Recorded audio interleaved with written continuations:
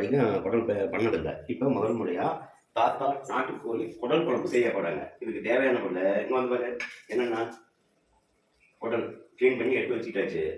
அப்புறம் அதுக்கு தேவையான மசாலா, அதாவது வீட்டில் அரைச்ச மசாலா, மஞ்சத்தூள், மிளகுத்தூள், ஒரு 1/4 பங்கு தக்காளி, இஞ்சி பூண்டு நம்மளே இடிச்சிட்டது, சின்ன வெங்காயம், 2 சின்ன வெங்காயம், கருவேப்பிலை, சின்ன கரண்டி ஒரு உப்பு, எண்ணெய். எல்லாம் ரெடியா? இப்போ ஸ்டார்ட் பண்ணுவோம். ஓகே, சீஸில் வச்சா போதும்.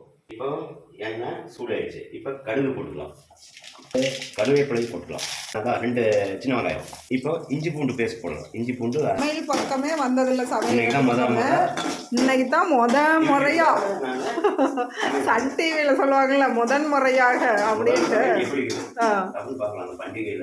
பண்டிகையில முதன் முறையா சமைக்கிறாரு. என்னுடைய மதிப்பு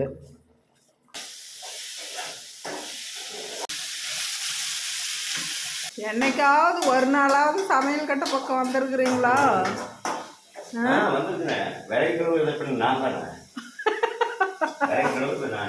இப்படியெல்லாம் போய் சொல்லக்கூடாது. ஓரளவுக்கு வந்துருச்சுங்களா? இப்போ தக்காளி போடும். இன்னும் டேஸ்ட்டுக்கு இல்லை. நான் பாப்பா சமையல் எப்படி கொடுத்தாங்க. ஓ, இப்போ பேர பேத்திக்காகத்தான் மெனக்கட்டி செஞ்சுட்டு இருக்கிறீங்க. கொடுத்த குழம்பு இருந்துருக்கு. இப்படியெல்லாம் செஞ்சு இந்த மீதி இருக்க நம்ம சொந்தமாக அரைச்சது.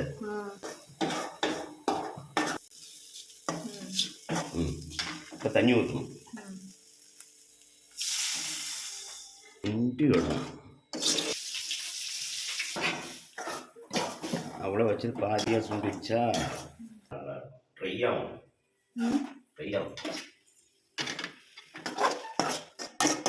அதுவும் அப்படிதான்.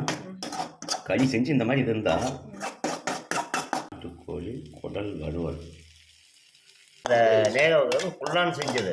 ஓகே, முதல் முறையாக எங்கள் வீட்டுக்காரர் கோழி குடல் செஞ்சது. அப்படியா? அவர் செஞ்சது. சாப்பிட்டு பார்ப்போம் எப்படி இருக்குது.